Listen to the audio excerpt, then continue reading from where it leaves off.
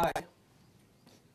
Today we will talk about the Thevenin's theorem, which is very fundamental theorem which is used for solving certain problems in electrical engineering. Before we start considering the method or procedure of using the Thevenin's theorem for solving certain problems, I just advise all the viewers to just go through my first lecture or say earlier lecture which was on Kirchhoff's laws. That lecture has also been online since a few days, and so in that initial lecture I had explained what are Kirchhoff's laws, how they are implemented in the given circuit, and then how to distribute the currents using first law, how to write loop equations and all that. Why that knowledge is necessary? Because in the procedure of solving any such problem or electrical circuit, using Thevenin's theorem needs all these things to distribute the currents, to write loop equations and all such things. So it is advised that the viewers please see the earlier video on Kirchhoff's laws. Now see, in that video I had taken certain problem, and the problem statement was to find the current in this 8 ohm resistor. So it was the same circuit that was used: 20 volt battery, 8 volt battery, 4 volt battery, all these batteries in given type of connections or the polarities, and such resistors connected in certain combination. Okay, the benefit of taking the similar problem or same problem here is that once we arrive at the solution with Thevenin's theorem, we can easily cross check whether our answer is correct or not, because we earlier have found out the solution for this problem. So I have written here the problem statement. The problem statement is find the current in 8 ohm resistor using Thevenin's theorem, and this is the circuit. Okay, so problem statement is fixed now, to find current in this 8 ohm resistor. Now today I shall tell how to solve this particular problem and find this required current through this 8 ohm resistor using Thevenin's theorem in 5 simple steps. Okay, so those steps we have to always keep in mind so that we can solve any such type of problem. I had earlier told in the earlier lecture that the problem cannot be only like this, to find current in this 8 ohm resistor. The problem can be to find power in 8 ohm resistor. You know that again, that would be one more simple calculation which is added in the solution. So just if you find out the current in this 8 ohm resistor, then once current is known, then power, you know that it is I squared into R. Now see, the problem can be anything. I may ask you to find current in this 4 ohm resistor, or in this 4 ohm resistor, in this 2 ohm resistor, and so on. So problem can be anything. But since we want to repeat the same problem here so as to verify our answer later on, we just maintain the problem same. Only what we have changed in the problem statement, that now we solve it using Thevenin's theorem. So I will tell you the 5 simple steps to solve such a problem. Now step 1 in Thevenin's theorem is the resistor in which you want to find out the current should be denoted. In step 1, the resistance in which the current is to be calculated should be denoted by, or we can say that it is our load resistor. Okay, we say that it is our load resistor. Normally load resistor is shown as R and L suffix. Okay, so in our case this 8 ohm will be denoted henceforth as the load resistance RL, or load resistor RL. So first step. So step 1 says that you first remove the load resistance from your circuit. Step 1 says that you first remove the load resistor from your circuit. Now once I do that, then this will be the situation. I have to remove this, so just I show that it is not there here. Okay, and then I get such 2 open terminals, and I show this 8 ohm resistor somewhere here away from the circuit right now, because we have removed it. So this 8 ohm resistor now becomes our load resistor RL. Okay, and then whatever open terminals we get, we mark these open terminals by some names, or say by some letters, like say A and B. So that is just for our own convenience that we are doing this. You may say X, Y, M, N, or anything like that. So what is our first step? Our first step is that we have reduced, or you have removed our load resistor from the circuit, and then we have marked the open terminals as A and B. Okay. Now see the fundamental idea of the Thevenin theorem, what Thevenin has suggested or what Thevenin has said about his theorem. Remember, Thevenin is the name of a person who has suggested this particular theorem. So again, as I always give stress that whenever you are concerned with the names of various persons, you write the spellings very neatly. So Thevenin, T-H-E-V-E-N-I-N. And as he has suggested this theorem, it will be Thevenin's theorem. Now remember some fundamental difference between this type of theorem and the normal or usual Kirchhoff's laws. In Kirchhoff's laws, once you write the equations, solve them, find various branch currents, at one and the same time, finally, you get currents in all the resistances. Whereas this theorem is a problem specific. For example, our problem is to find current in this 8 ohm resistor. So here this becomes problem specific, means this will give you answer only for this, that you will find the current in 8 ohm resistor finally. If your problem would have been find current in this 4 ohm resistor, what we would have done, this 8 ohm would have been at the same place. However, we would have removed 4 ohm and we would have marked the open terminals as A and B. So this is the main idea, that it is a problem specific type of the theorem. Now see, once we remove the theorem, see what basic idea Thevenin has suggested. Thevenin said, once you remove the load resistor, then suppose this particular box or space, okay, like this. So there is something in this particular box which I have marked with this red line, okay. So something is there. It may be a black box. We don't know. It has a combination of some voltage sources, some resistances like this. But finally, from out of the box, if you look, suppose from here, what you will find? You will find that some box is there. It contains some circuit. Circuit may have power sources like voltage, current sources. Circuit may have certain resistances connected in certain fashion. But from outside, we see only 2 open terminals, A and B. Thevenin said that this, whatever we get now, after removing the load resistance and after marking these 2 terminals, A and B, whatever we get, it is called as a 2-port network. So A is called as a port, B is also called as a port. So from this side, if I look, then these are the 2 ports. And then there is some circuit in this red box, okay.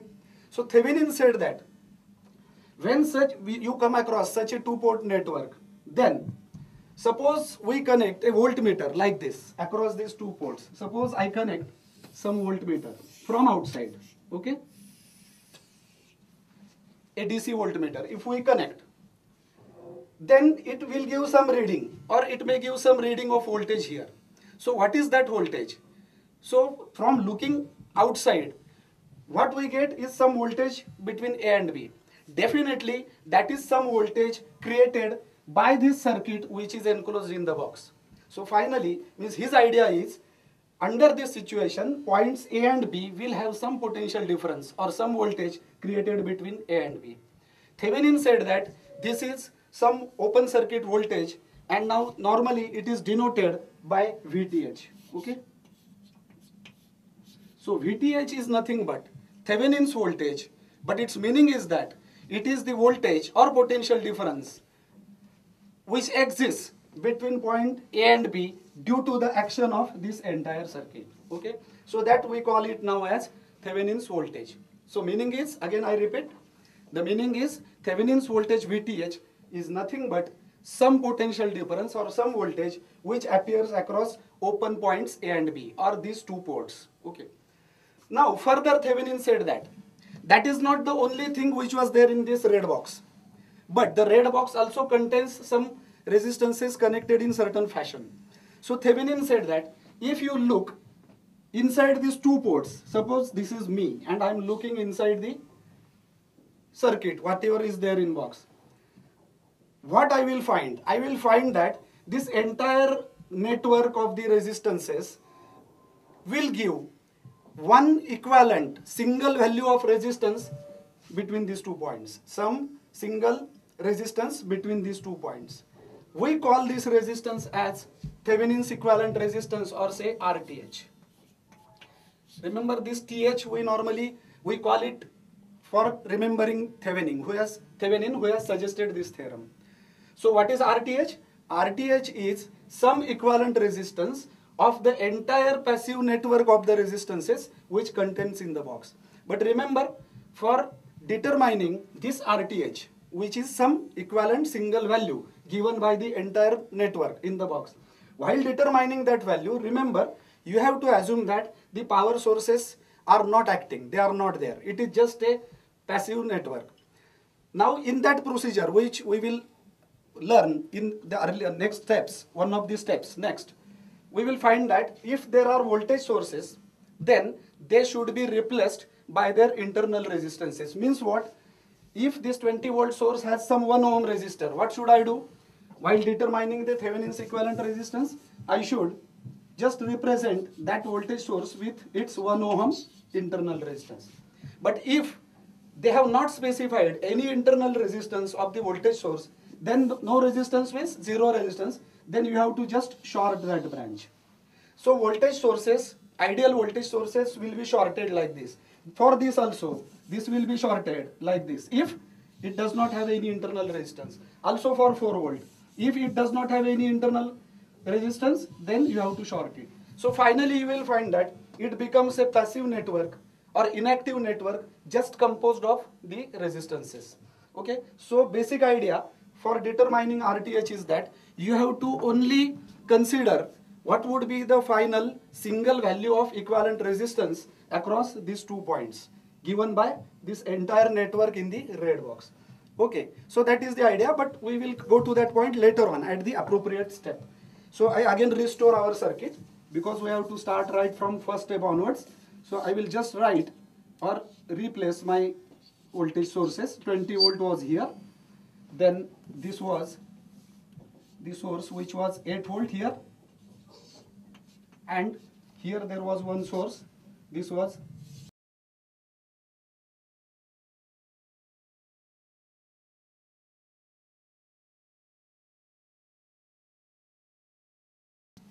when you remove the load resistance, then you get 2 open ports like A and B. Then the entire circuit in the red box will give some open circuit voltage or potential difference between points A and B. I just remove the voltmeter now because that was I had shown just to explain the idea of open circuit voltage. So that single value of voltage across A and B, which is the VTH now, and that single value of the resistance which is equivalent to the entire passive network inside the box is now RTH. Once you are able to find out these 2 values, that means it is clear that whatever was the circuit or whatever is the circuit inside the red box can be replaced by the single voltage source VTH in series with the single resistance RTH. Means what I am going to do, the circuit will be like this. This red box, just I will show that red box. It was this our red box having that circuit. We were seeing only 2 terminals from outside, A and B, like this. And once we find VTH and RTH, what does it mean? It means that this entire thing in this box I can represent with one single equivalent voltage VTH. What was its meaning? Meaning that I had told you, this VTH value is nothing but the open circuit voltage across points A and B. And then in series with this, there will be one single resistance RTH. So the circuit finally becomes like this. Okay. Like this. Okay. So the fundamental or the central idea of Thevenin's theorem is that you should treat this circuit or operate on this circuit in such a manner that you finally decide what is VTH, single value, and what is RTH. And once I do that, or we do that, we can replace this entire circuit in the box with the equivalent values. And once we do this, the next step is very simple. Whatever you had removed from points A and B, we had removed from points A and B, we reintroduce or reconnect in the circuit. So I just replace or reconnect or reintroduce my RL here. okay, because I had earlier removed it. I had removed it for only a purpose of deciding VTH and RTH. Once we decide those values, we will just put it at its own place. So this circuit becomes equivalent to this circuit. And now see, this is a simple series circuit where we can use Ohm's law for determining the current. Suppose the current taken by RL, load resistance, is some current I ampere. Okay, just use your Ohm's law and tell me what would be the answer for the current. Simple. What is the total voltage acting in the circuit? Is VTH. What is total resistance acting in the circuit? RTH in series with RL. So what would be the current value I? The current value I would be equal to VTH divided by RTH plus RL. So this is the simplest idea that Thevenin has suggested for finding out the current in the given load resistor. Okay, so simple central idea. Such a given circuit, we want to find out current in any given specific resistance. We remove the resistance, call it as a load resistance. Once we remove it, we get the two open terminals. Then across open terminals, we perform certain operations. We perform, or say you make use of certain laws or certain procedures so that we find the open circuit voltage across points A and B, which we represent as VTH, and we find the net or equivalent resistance of the entire circuit in this box as seen from these two ports. That single value is RTH. Once we do that, we put the circuit into this fashion. Now we get a simple circuit. We reintroduce the load resistance across points A and B after determination of VTH and RTH, and then it becomes a simple series circuit where we can make use of Ohm's law. And Ohm's law says that current in any such circuit will be the total voltage acting in the circuit divided by the total resistance across the source, voltage source. Total resistance is RTH plus RL and the total voltage acting is VTH. So I will be equal to VTH divided by RTH plus RL. So this is the answer because we have shown I as the current in your RL. Okay. So we have to solve this particular problem using certain steps. I have told you that we can do that in 5 very easy steps. But once we understand the steps involved, we will find that we can solve any such problem using the same 5 steps. Okay. So the first step was we have removed the load resistance of 8 ohm from the circuit. Okay, this was our RL. Okay, now we get such a circuit or network, 2-port network. I will just remove the box now. We don't want now the box in the circuit or around the circuit. That was just to explain the central idea of Thevenin's theorem. Okay. So this circuit remains after removing the load resistance. Okay. So just I make the circuit clear. Okay, point A, point B. So this will be the first step. Now as a second step, what should be done? In second step, you have to distribute you have to now assume that your given circuit is this, not this RL. Okay. Even we can just remove it from blackboard, so that it does not come into the main circuit at this stage. Okay. So now you have to assume that this is your given circuit. Next step, step 2 is distribute the currents in the circuit that we have so obtained after removing the load resistor. Distribute the various branch currents, then write different loop equations using Kirchhoff's law, and finally find the currents that we have distributed. For example, now I assume here that you have seen the earlier video of using the Kirchhoff's laws. So now as if we know the concepts, and from that point we will go on. Suppose I start distribution of current from this place. Suppose this is I1. Now see, whether at the beginning you will come to know how many current variables you have to use, whether 1 or 2 or 3. Generally, it can be decided by looking at the number of meshes. Mesh is a smallest loop. So you will find that this is a smallest loop and this is a second smallest loop. Whereas now this will not be any loop because these terminals are open. So you find that there are two smallest loops. So the current variables will be 2. So I start like this. Suppose I start the current distribution from this point, okay, I1. Then it will reach here. Here there are two paths, in this 4 ohm and in this 4 ohm. Suppose some current, we assume that this is I2 coming down. So what will be current in this 4 ohm resistor? It will be I1 minus I2. Okay. Now see, this I1 minus I2 will reach up to this point. Okay. It will reach up to this point. Now can the current go ahead? No, because it is an open circuit. So no current will flow through this particular branch. That means the entire I1 minus I2, from this point it will come down. So that I mention here as I1 minus I2. Okay, coming down. Now this current will reach here. Again there is no bifurcation from this point because ahead there is no closed circuit. It is just open terminal. So all that I1 minus I2 will come through this branch like this. Okay. So it will be like this. Now this I1 minus I2 comes over here. This I2 comes over here. They will add, and what will be the current going next? Will be current I1. And now you will find that you had started from this point and you are returning with the same amount of current. Our current distribution is proper. So what is the second step? Second step will be to distribute the current using Kirchhoff's first law or current law. Okay. Now here there is no end of the second step. Further we have to do something more in this step. Once we distribute the currents, our next thing is to identify the loops. Okay. Now we have two variables, I1 and I2. That we have to find out. So we will need two equations. Now how many loops are available? This is one loop available. This is the second loop available. And this is the third loop available.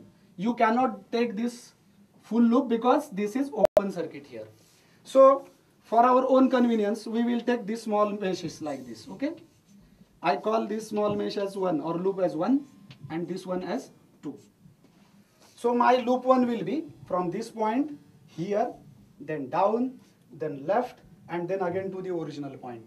And my second loop will be from this point up to here, then down, back here, and again to the original point. Okay. I need only 2. So I have just mentioned 1 and 2.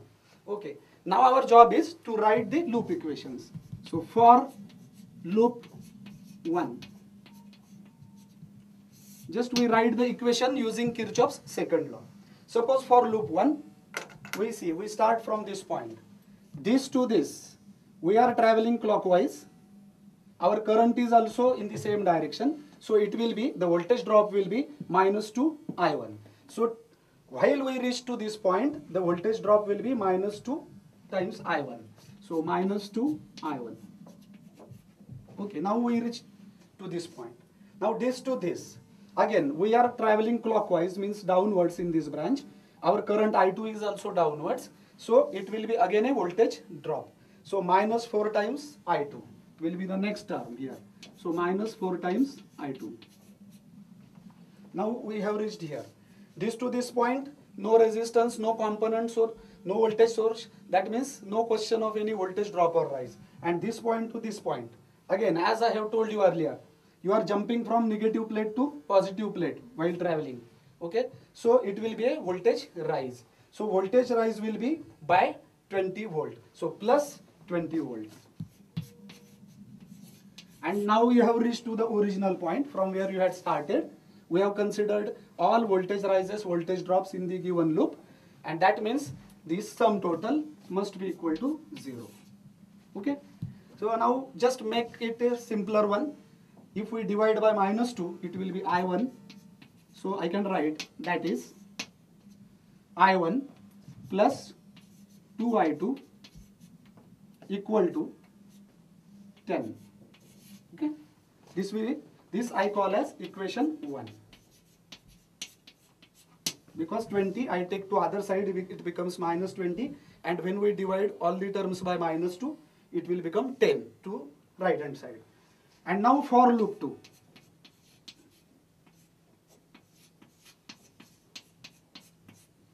Again we have selected already the loop 2. We have to just write the equation for that. Suppose we start from this point and we traverse the loop 2 in this particular manner. Now this to this. 4 times I1 minus I2, plus or minus, means drop or rise. See, you are traveling clockwise. This current I1 minus I2 is also in your same direction. So minus 4 times I1 minus I2. So minus 4 times I1 minus I2. Okay, now you have reached here. Now our traverse is like this, okay?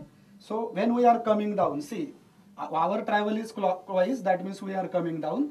The current I1 minus I2 is also coming down. So again it will be a voltage drop. So minus 2 times I1 minus I2. Now next, we have reached up to this point. Now this to this. No resistance, but there is a battery. Now see, when we are traveling this to this, we are jumping from, we are first reaching plus plate, positive plate, and then we are reaching negative plate. Means we are jumping from positive to negative. So voltage will drop. So this I have to write as minus 8. So minus 8. Now we have reached up to this point. And now last travel from this point to the original point from where we had started. Now see, we are traveling from down to top because we are traveling clockwise. But your current I2 is downwards. Means it is opposite. We are traveling from down to top and the current is from top to down, top to bottom. So this current is opposite. Now it will be a voltage rise. So voltage rise will be 4 times I2. But we have to take it as plus 1. So plus 4 times I2. And now we have reached to the same original point from where we had started. This all must be equal to 0. Again, next step, that make it simpler. Okay. So I1 terms, minus 4I1 minus 2I1 will be minus 6I1. So minus 6I1. Now I2 terms, plus 4I2 plus 2I2 is 6I2. 6I2 plus 4I2 is 10I2. So plus 10I2. Remember here, as I had already told, even in the lecture of the Kirchhoff's law, that while distributing the currents or while writing the loop equations, somewhere at any place, if we go wrong, by even making mistake in writing the positive or negative signs, the entire problem will be wrong. Okay, so very carefully we have to write these equations and solve them. Okay, so we again check minus 4I1 minus 2I1. These are the only I1 terms. So minus 6I1. For I2 terms, plus 4I2 and here plus 2I2. 4 plus 2, 6 and this is 4I2. So 10I2. And this 8 we can take it to, that is the only constant, we can take it to other side. So this will be equal to 8. Further we can make it somewhat shorter by dividing by 2. So minus 3I1 plus 5I2 equal to 4. Okay. So we cannot further simplify it. So we let it be like this and we call this as now equation 2. Okay. We call this as equation 2. So we have two variables. We have written equations for two selected loops. And now our next job is just to solve this equation 1 and equation 2 and then find the values of I1 and I2. So that will make the end of the step 2. So here again we revise. What was our step 1? Our step 1 was the resistor in which we have to calculate current is removed from the circuit and we denote it by load resistance RL. And in second step, whatever circuit we have got, by removing the RL, we consider that circuit, distribute the currents in various branches, then select some typical loops, okay, whatever we want as per the number of current variables, then write the loop equations like this, and finally solve the equations and finally find the values of current variables. So the solution of these two equations, equation 1 and equation 2, will make end of our second step. Unless we do that, we should not proceed to the step 3 because step 3 will require these values of these current variables. Okay.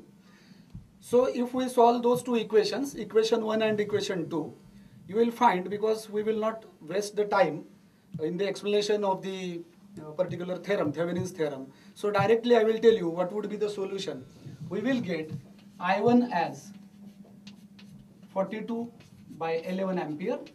A plus value we are getting with the given current distribution, and I2 value we will get as 34 by 11 ampere. Okay. So if you solve these two equations, you will find that you get these values. We are getting plus values here. Let the values be plus or minus. We are not bothered of that at this particular stage, because we know that what is the significance of plus or minus signs. If we get some answer as minus, that means that finally in the final current distribution, the current must be in the opposite direction. Okay. So we are not bothered at this stage in the solution of Thevenin's theorem at this stage. Okay. So we have reached to the end of the step 2. Remember now. Okay. And now here onwards, we have to move to step 3. See, now that is the most important step in this particular theorem. Okay. And also very interesting. Okay. I just scratch it here now and write the step 3 as to find VTH. So what is our step 3? Our step 3 is to find the value of VTH. And as I have earlier told you, VTH is nothing but the open circuit voltage that will appear across points A and B in the circuit. Now how to calculate this VTH? For that one simple thing. We assume here that some imaginary voltage source is connected between points A and B. So I will just show it like this. Okay. So what is our assumption here? That some imaginary voltage source is acting across points A and B. Okay. That means we close for the time being, momentarily, these points A and B with a DC battery. Now there are two options. Somebody may show battery like this, positive terminal upwards, negative downwards, means positive to A, negative to B. It is your choice how to show it. You may show a reverse way, that the positive terminal connected to B and negative to A. Also, see, that is immaterial at this particular stage. So you assume any orientation of the battery, but you should say that there is some voltage source acting, and which is imaginary source acting between points A and B. Okay. Now once we do that, what should be done next? Next thing is that you select, after connecting VTH like this, you select any loop, any closed loop or any closed path which will contain VTH. Let us find out how many loops we get. Okay. We want any one, but let us see how many loops we get which will contain VTH. For example, I will take this entire full loop. See, VTH is covered. So this is one. Or I may cover from this point, this particular loop. Still it is covering this particular VTH. Or I may take this small loop. It is also covering the VTH. So I can get 3 such loops where VTH will be contained in the loop. Okay. But we want only one. So let us select this particular loop here. Okay. The small loop, local loop here. Okay. We select it. Because if we select bigger one, unnecessarily these additional terms will also be there and the equation may be very long equation. So we just select this particular small loop. See, now our loop is like this. Okay. Now it is containing VTH. Let us start from this point and write the loop equation. So the step 3 says that, in which we are finding out the value of VTH. The step 3 says that we have to consider some imaginary voltage source, DC source, acting between points A and B, and the polarities we can assume like anything, this polarity or opposite polarity. And then we have to select one loop which will contain the given voltage source. Let us see now what happens. We write the loop equation for that. So for this loop, we will write the loop equation. Suppose we start from here. Now see, our travel is clockwise, as shown by this yellow arrow. Our travel is clockwise. Is there any current which is flowing in this 4 ohm? See, we have not to distribute currents now. With the previous current distribution and answers, we are moving ahead. So when I start from here, I know that in the previous current distribution, there was no current in this 4 ohm branch. So no current, so no question of any voltage drop or voltage rise. Okay, so we reach up to point A. Now from point A to B, we come across a voltage source. Okay, but see, we are jumping from positive to negative. So this we will write as minus VTH. Okay, as per our same previous laws. Okay, so from A to B it will be minus VTH. Now we have reached up to point B. Now B to this point. So this to this travel. Again there is no resistance, nothing, but there is a voltage source. Here we are jumping from negative to positive. So voltage will rise. So what we should write? Plus 4. So here I will write plus 4. And now we have reached to this point to this point, original point from where we started. See, we are moving upwards, but the current is I1 minus I2 is moving down in this branch. So it will be a voltage rise. So plus 2 times I1 minus I2. So plus 2 times I1 minus I2. And now we have reached to our original point, and this will be equal to 0. So this now we will simplify for finding out value of VTH. Hence I can write that VTH must be equal to what? I take VTH to one of the sides. So 4 plus 2 times I1 minus I2. Now here we substitute the values. So equal to 4 plus 2 times I1, the value I1 and I2 values we have already calculated in step 2. That you have to introduce. Introduce those values or put those values with whatever signs you have got, plus or minus. Don't change those signs. That is very important. So I1 we have got as plus 42 by 11. I2 we had got as plus 34 by 11. Okay. So both values we had got plus. So we have written plus values, and this is a subtraction. So subtraction sign. So this will give us 4 plus 2 times in bracket 42 by 11 minus 34 by 11 gives you 8 by 11. So it becomes 4 plus 16 by 11, and finally this will be equal to 60 by 11. So 60 by 11 is the answer for our VTH. As this is a voltage, you write the unit as volt. Okay. So this is the answer for our VTH. So very simple thing. So what we have done in step 3? In step 3, we have assumed an imaginary or fictitious voltage source across those open ports A and B. In any direction we can assume it. And then we have selected one such loop which contains the VTH. Here we had selected this small loop or small mesh. And then we have written the equation for that loop. And finally we have solved the equation to find value of VTH. In this, we needed the values of current variables. That was the reason why step 2 is there. So step 2 gives us this particular current variable values, and those are now useful to us in step 3. So step 3 finally should give you the value of Thevenin's voltage or open circuit voltage. So it is 60 by 11 volt.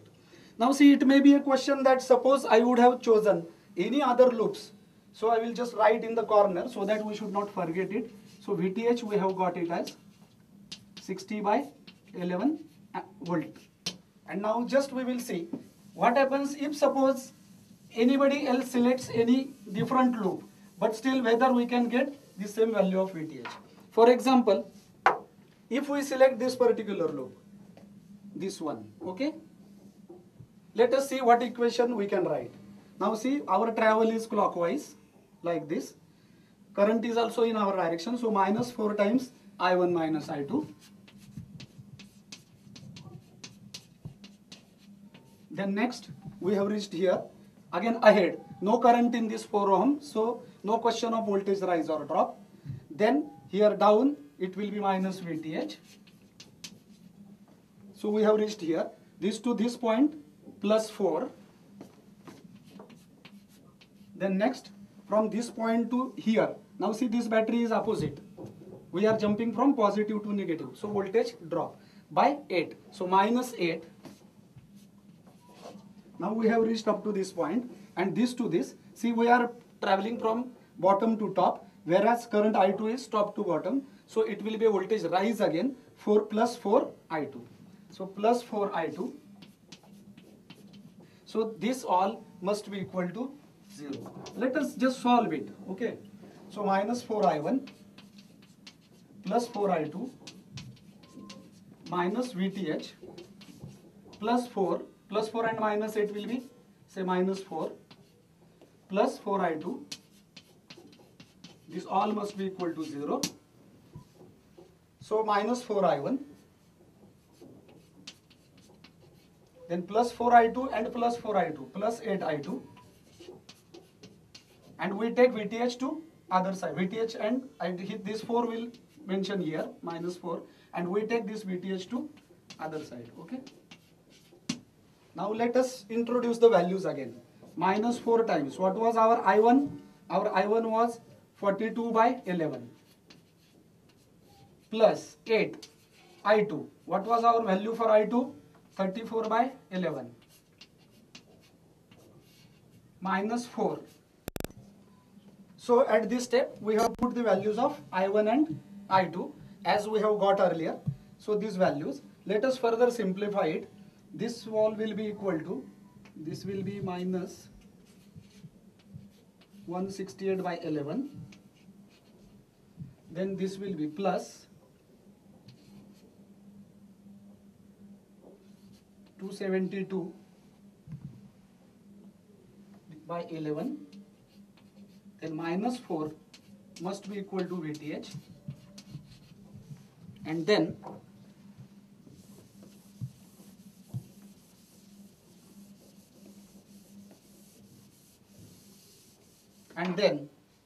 that means VTH must be equal to, just the simple calculation of these fractions and all that. This will be how much? This addition of these two terms will be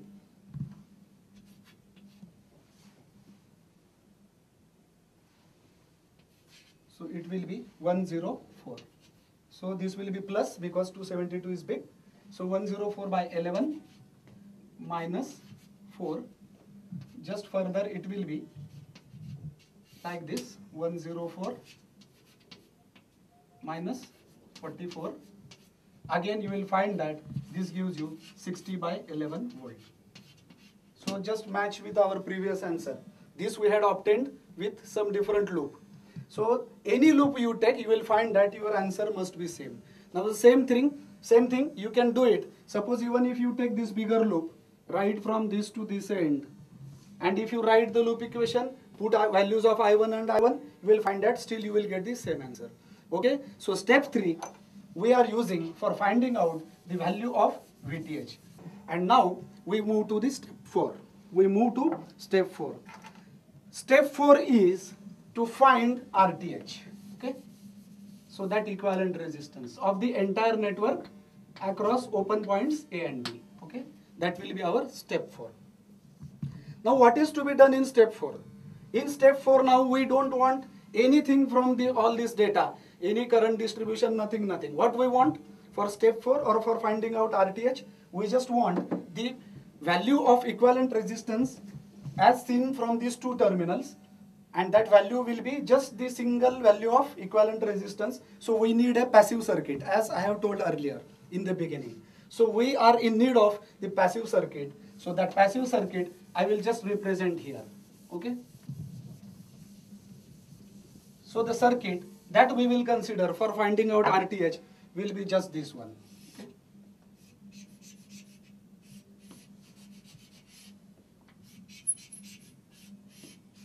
So this circuit will be a circuit that we have got earlier in first step when we removed the load resistance. Okay.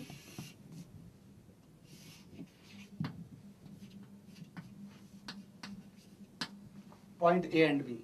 Now where these voltage sources have gone? It was a voltage source with 20 volt connected here. It was a voltage source 8 volt at this place. It was a 4 volt source at this place. But why we have not shown them in our this resistance at our fourth step? I have told you that we are bothered or concerned only with the passive network which does not contain any power sources, neither voltage sources nor current sources. But there are certain rules when we want to eliminate or when we don't consider them in the circuit. As I have told you that if it is mentioned in the problem that these voltage sources have some internal resistances, then we have not to just short these points like this. suppose I had told you earlier that this, if suppose this 20 volt source has 1 ohm resistor, then you should not write the circuit like this, else you should have shown that 1 ohm here. Also, same case, if they had mentioned some resistance for this voltage source or some this voltage source, internal resistance, then you should have shown at the appropriate places. However, we are assuming in this problem that the sources are ideal because they have not mentioned any internal resistance in the problem. What was our problem? Find the current in 8 ohm resistor using Thevenin's theorem. Here they have not mentioned what are the internal resistances of these voltage sources. So no internal resistances, so zero resistance means it is a short circuit. Also remember at this stage that in some problems, means it is not that there will be always the voltage sources or batteries, these voltage batteries like this. There can be current sources also involved. Maybe there is a combination that there is one voltage source, at some other place some other current source. Remember, if these voltage sources are ideal, means if they don't have any internal resistance, and if it is a voltage source, then you have to short it like this. But if it is a current source, you have to open it like this. Okay, open. For example, if there would have been a current source here at this place, for example like this, some current source, but they have not mentioned some ampere value, and if they have not mentioned that, they have not mentioned any internal resistance for this. Now, as we have closed or shorted the voltage source, for current source we have to open circuit it. So simple rule, for voltage source it will be short circuited, for current source it will be open circuited. Means in that circuit this source will be open circuited, means it would have been this thing, this situation. So voltage source is shorted and current source is open. But since our original circuit has only these 3 voltage sources and also internal resistances are not specified, then all our 3 voltage sources will be short circuited. So our circuit finally becomes passive circuit like this. Okay. So only these 5 resistances, I will just write the values: 2 ohm, 4 ohm, again 4 ohm here, then 4 ohm,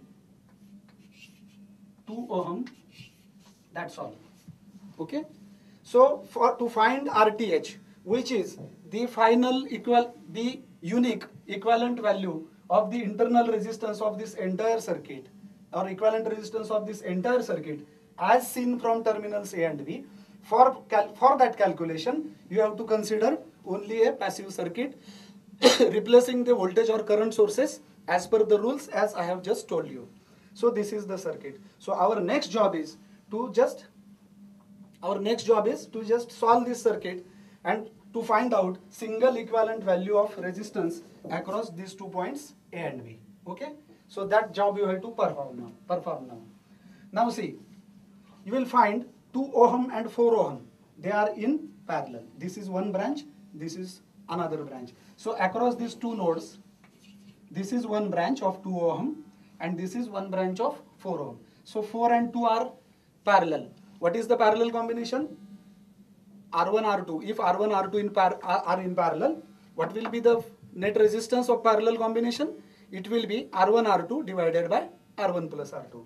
So 4 2s are 6 divided by 4 2s are 8 divided by 4 plus 2 is 6. So for these two, what will be the net resistance or parallel combination? Final answer 8 by 6. 8 by 6 is 4 by 3. That means my circuit is now reduced like this. Instead of 4 and instead of both of them, I will write here what value? 4 by 3 ohm. Okay. Now the circuit is reduced like this. Further we have to simplify it or reduce it. Now see, this 4 ohm is in series with this 4 by 3. When they are in series, we have to add them. So 4 plus 4 by 3 is 16 by 3. So instead of these two, I will show only one and with value 16 by 3. So your next circuit will be this one. 16 by 3 ohm. Further we have to simplify. Now 16 by 3 in parallel with 2. So again, as they are in parallel, R1, R2 divided by R1 plus R2. Just here I will make simple calculations or rough calculations. So R1, R2 is 16 by 3 into 2 divided by addition 16 by 3 plus 2. So this will give you 32 by 3 and this will give you 22 by 3. So finally it will be 32 by 22, or if we do further simplify, it will be 16 by 11. So finally these two will give you 16 by 11. Okay, so instead of these two, I will just show one as 16 by 11 ohm. And finally, one more simple calculation, that these two are in series. So 16 by 11 plus 4 will be giving you 16 by 11 plus 4 will be giving you 60 by 11 ohm. Okay, so finally I can write this circuit as like this. Our point A was here, our point B was here, and just one final value of resistance that we got as 60 by 11 ohm, and this is nothing but our RTH. So third value that we needed, I will write it here. We are compiling the answers in each step. So here RTH I will write as 60 by 11 ohm. Now maybe these two values you are getting same is just a coincidence. Okay, it is not every time like that. Okay, so these values we have got in our all these first 4 steps, and finally you can represent your entire given circuit with this very simple circuit. We know that our simple circuit finally must be in the form like this. Okay. Okay, we must have our circuit finally in this form, where this must be VTH, this must be RTH, and this must be our RL. Okay, so this circuit now we will draw for our given circuit. A battery source VTH, but this value we have calculated as 60 by 11 volt. So I will write here 60 by 11 volt. Then a series resistance RTH. But this value we have calculated, it is 60 by 11 ohm. And across these 2 points A and B, it is our load resistance, which is already mentioned in the problem, that is our 8 ohm. So 8 ohm here.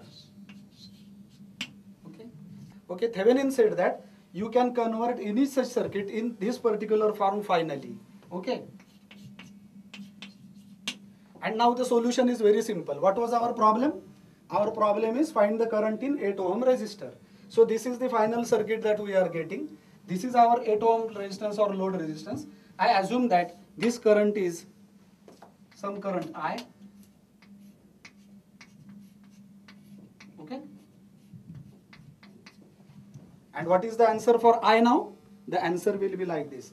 I must be equal to, see what is total voltage? 60 by 11. So I must be equal to VTH divided by RTH plus RL. We just substitute the values. VTH was 60 by 11. RTH was 60 by 11 ohm, and plus RL was 8 ohm. Sorry. Here we may not write the units. Okay. So this is it. And if we calculate this particular thing, that will be the final answer for the problem. So let us just calculate that 60 by 11 divided by all that. So here we make a rough calculation. So I must be equal to 60 by 11. In denominator what we will get?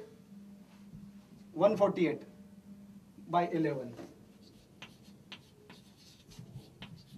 So finally it is 60 by 148. If we divide further by 4, numerator will be 15, denominator will be 37. Okay. So this is the final answer. Okay.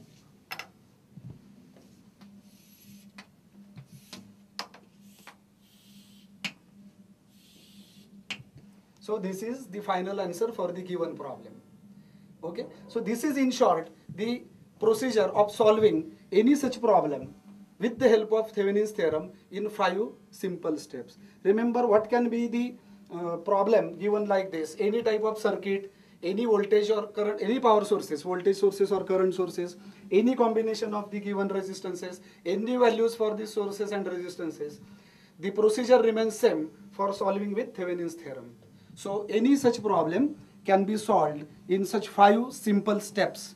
Okay, that is the central idea of Thevenin's theorem. I once again say that this theorem is a problem specific. That means our problem was to find out current in this 8 ohm resistor connected here. So the problem was oriented around these 2 terminals. Okay, for VTH, RTH and all that. The problem can be different, that somebody may ask you in the same circuit to find some current in any of the other resistors. But then those terminals will be open terminals there, and the problem will be oriented across those 2 points, open points A and B. Okay, so this is a problem specific or resistance or say component specific type of theorem. Okay, but a lots of practice will be needed for making mastery on the application or the use of the Thevenin's theorem. I take a very simple problem for another illustration of or for the use of these 5 steps of Thevenin's theorem. So we take a simple problem here. I just take one voltage source here, say, or a circuit like this. Okay.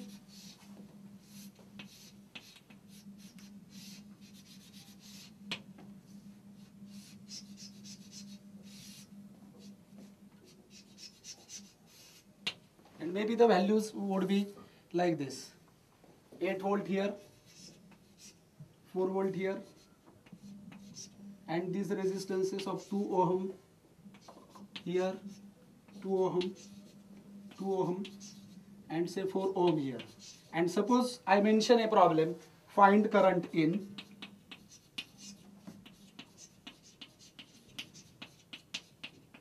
4 ohm resistor. Okay, obviously using the Thevenin's theorem. Okay, so let us implement the steps. What was our first step? Our first step was to identify the load resistance and remove it from the circuit. What is the load resistance? Because we want to find out current in 4 ohm resistor, so that becomes our RL or load resistor. So our first step will be like this. We will write here in some corner that load resistance is equal to 4 ohm. Okay. Once we mention that that is a load resistor, then what is our next step? To remove it from the circuit. Okay. So I just remove it from the circuit. So finally I will get this particular situation. Okay. So now these 2 terminals become open after I remove the load resistance. So I will just mark A and B. So first step is over, that we have removed the load resistance, written its value in some corner, and this is our circuit. Next is what? Second step, to distribute the currents in various loops, those are available. Write loop equations and find out the values of various current variables. You will find that if you try to say distribute the currents, you will find that you get just one single loop like this. Because see, this branch is open now. Otherwise in the given circuit, you had this loop as first, this as second, and the entire one as third. But now the removal of load resistance has made it just a single loop. So I want just one single current variable. I just assume that this is current variable I. See, it will come here. No question of flowing any current in this branch because that is open now. So same current I will move ahead. Then same current will come down here I. Same current in this resistor I. Again there is no question of any current flowing here. So same current I here. And see, finally you come to the original point. So this is the simplest current distribution for such type of circuit, because there is only one loop that is there now after the removal of load resistance. And what is the another thing remaining in step 2? That after current distribution you have to write the loop equations. How many loops we are getting?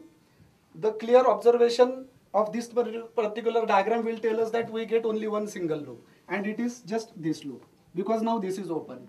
So this is the loop, one single loop that we are getting. We assume that we are traveling clockwise. Just let us write the loop equation. So our second step will be, loop equation will be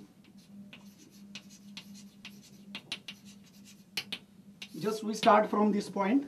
Now see, our travel is clockwise. Current is also in our direction, so minus 2I. Then we come up to this point. We have not to go like this. We have to move ahead. Now this is a battery. We are reaching to positive first and then jumping to negative, so minus 8. Then we reach here. Here to here, it will be minus 2I again. Then from this point to this point, minus 2I, because see, all these currents are in our same direction of travel. Okay. Then we have not to go here. So this to this, again minus 2I.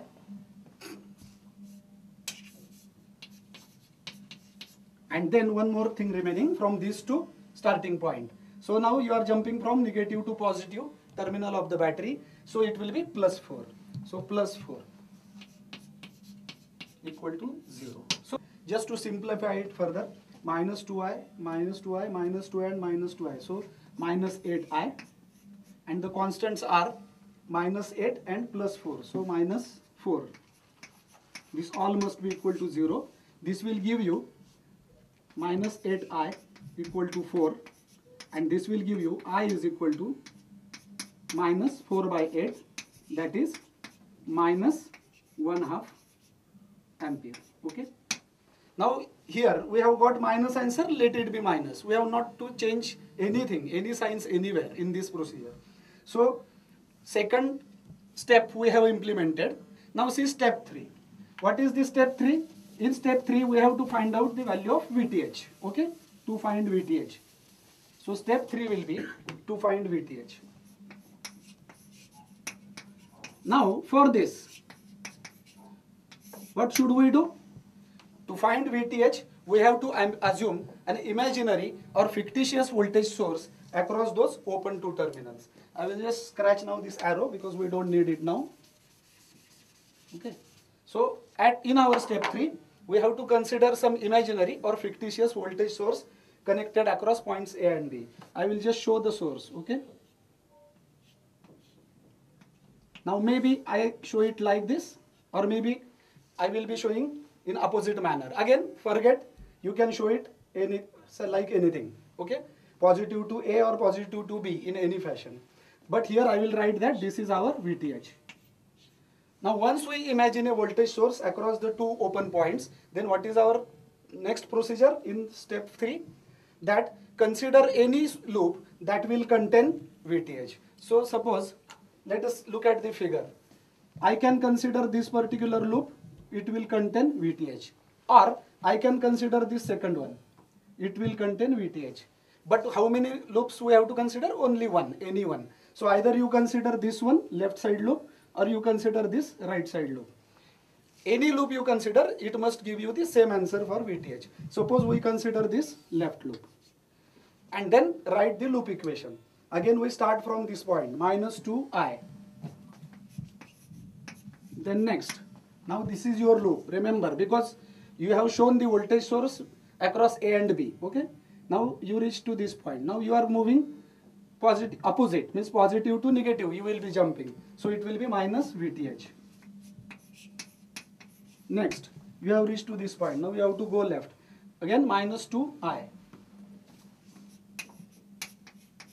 And from this point to the starting point, plus 4. So plus 4. This all must be equal to 0. Let us see what result it gives us.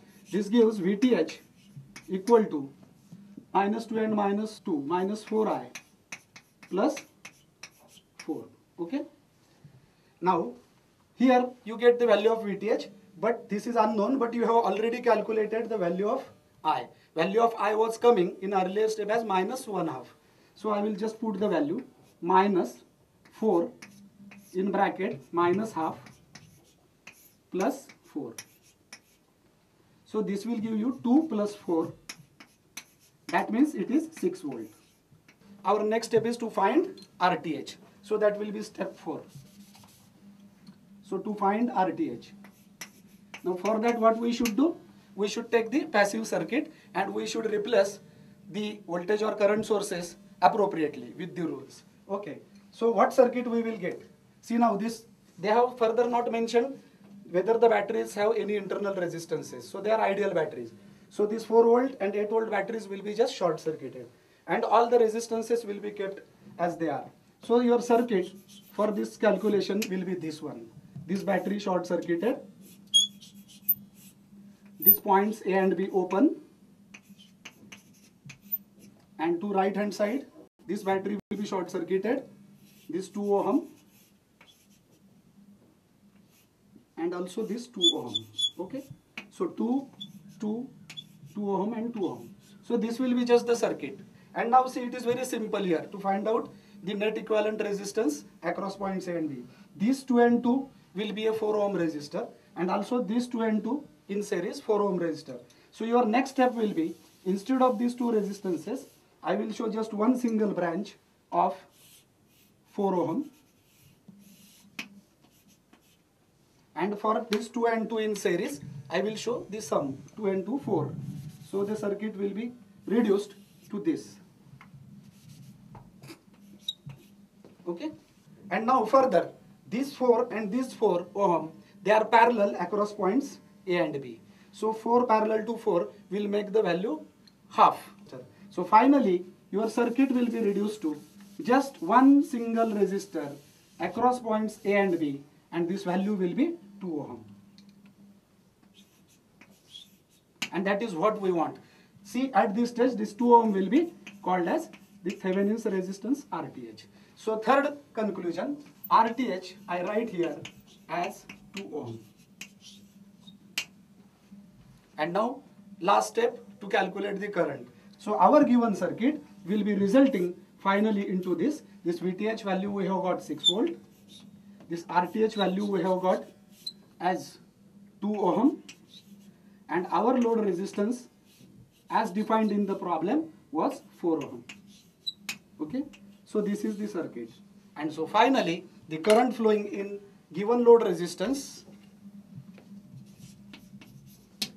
if I show it with I, so simply using Ohm's law, what will be I? I will be VTH divided by RTH plus RL. So I will be, here I write, I will be equal to 6 divided by 2 plus 4. Okay, so 6 by 6 is 1 ampere. So this will be the answer. I thank you, all of you, for attending this second lecture on Thevenin's theorem. Thank you so much.